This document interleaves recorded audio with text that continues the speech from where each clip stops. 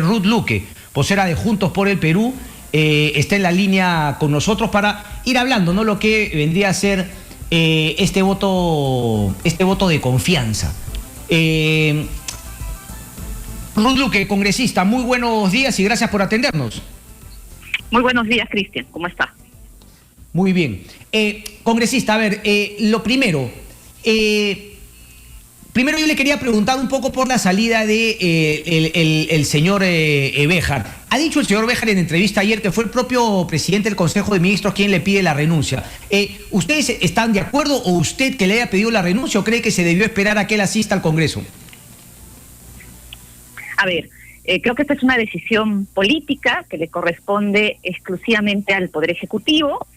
Lo han decidido así. A nosotros nos parece que se ha tomado de forma muy precipitada las declaraciones que dio el ex canciller, que corresponden a noviembre del 2020 y que se han sido descontextualizadas para más bien generar una lógica de revancha parlamentaria, Cristian, en un contexto donde deberíamos colocar como centro los derechos y temas fundamentales para la población en una pandemia que la población está pidiendo a gritos una atención del Estado en varios temas, en los temas de salud, en los temas laborales, y nosotros como bancada estamos abocadas a esa labor. Nosotros no decimos que el Congreso no fiscalice, sí, que se haga un uso del control político, que se haga, pero que se haga de manera responsable, pensando en lo que necesitamos en este contexto, que es generar gobernabilidad, pero además desarrollar propuestas. Yo quiero señalar, por ejemplo, Cristian, que nuestra bancada, a través de la Congresista Civil, proyecto de ley para la eliminación de la suspensión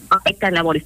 Un proyecto que es fundamental en este momento, porque se han ¿Un proyecto para qué, perdón, congresista? Un proyecto de ley para la eliminación de la suspensión perfecta de labores. Un decreto de urgencia, Cristian, el 038-2020, que se dio un contexto para que de manera express se deje de pagar salarios a los trabajadores. ¿Y qué ha generado esto? Un perjuicio a casi 328,000 trabajadores en todo el país, que se han aplicado desde abril hasta el presente año. Y en un contexto ahora que además ya se está reactivando nuestra economía, donde normas como este tipo, por ejemplo, deberíamos estar debatiéndolas, deberíamos estar colocándonos como prioridad para garantizar un derecho básico y fundamental que es el salario. Entonces, a nosotros nos preocupa situaciones de esta naturaleza, o como el tema de la salud, Cristian, donde deberíamos estar debatiendo cómo aseguramos la segunda dosis. Yo estoy de acuerdo con eso, pero me queda una duda respecto al proyecto que me acaba de plantear. ¿La suspensión perfecta de labores significa que no le pagan a los trabajadores? Así es.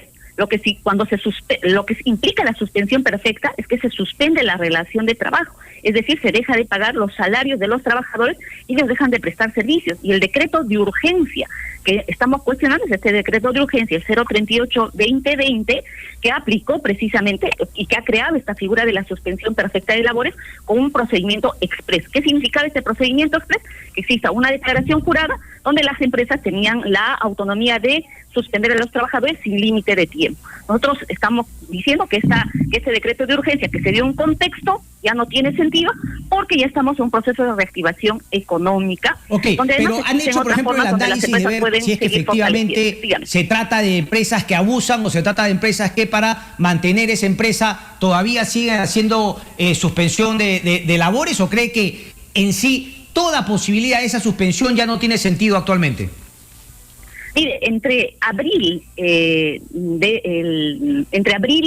2020 hasta julio del 2020, alrededor de un poco más de 30,000 empresas privadas se han acogido a esta modalidad, bajo este decreto de urgencia que hice mención. Entonces, y el Ministerio de Trabajo, de hecho una información oficial que ellos han dado a conocer, se han registrado como 39,000 solicitudes de suspensión perfecta.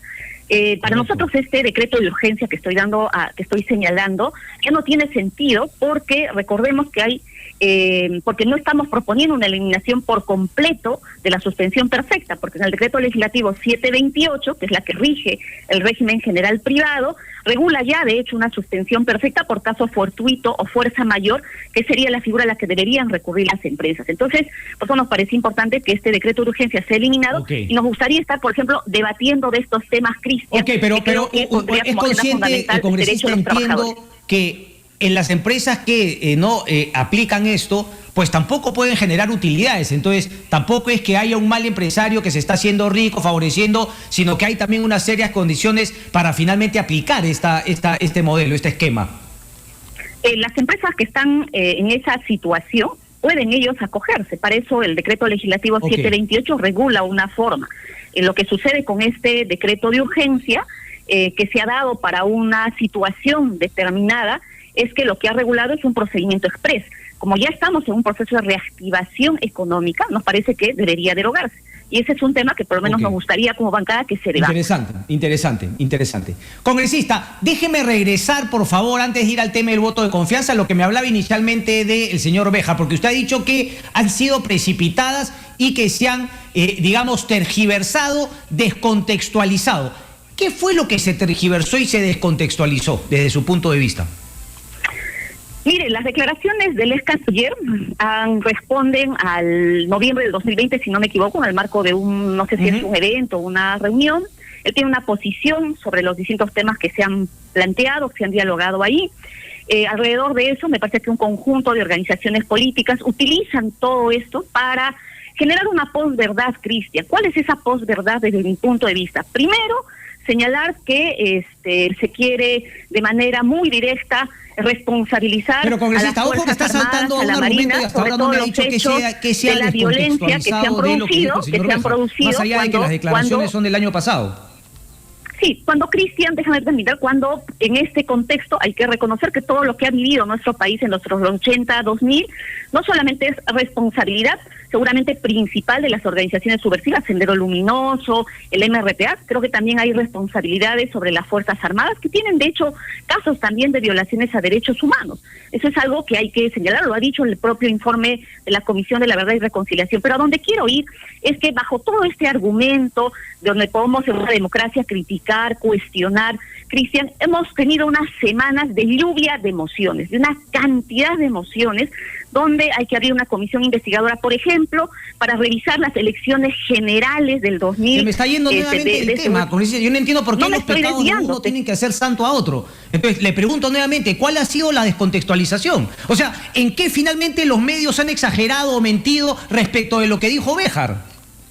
Lo que estoy diciendo es que hay fuerzas políticas que utilizan estas declaraciones del canciller para seguir generando y ahondando la inestabilidad del gobierno. Las críticas y los cuestionamientos, Cristian, pueden haber, son legítimos en el marco de una democracia, pero lo que estamos viendo en este momento es que hay una lluvia de emociones, Cristian, o hay una cantidad de emociones, lo que buscan es generar, que hay una cantidad de emociones, Cristian. En el último pleno se han aprobado 2 comisiones investigadoras, una de ellas para investigar los supuestos actos irregulares de las últimas elecciones. ¿Con eso qué pretendemos generar? Hay una lógica de acosar políticamente al sistema electoral. Congresista, déjeme volver a otro tema, porque usted dijo una cosa que me parece muy cierta, ¿no? Que han habido discusiones porque Béjar, ¿qué dijo lo del 2020 y todo? Pero lo que queda claro es que al 28 de julio el promedio de vacunación era de 200.000 vacunados diarios, y hoy por hoy el promedio es de 100.000 vacunados diarios. Lo ha dicho el señor Ceballos que es porque no han llegado las vacunas, y ha quedado claro que no han llegado porque la Cancillería no hizo las gestiones que el gobierno anterior. Entonces, si no fue por lo que dijo el año pasado, ¿no cree, ya que usted dijo que lo más importante era la vacunación y el tema de salud, ¿no cree que eso ameritaría también la salida del canciller Béjar?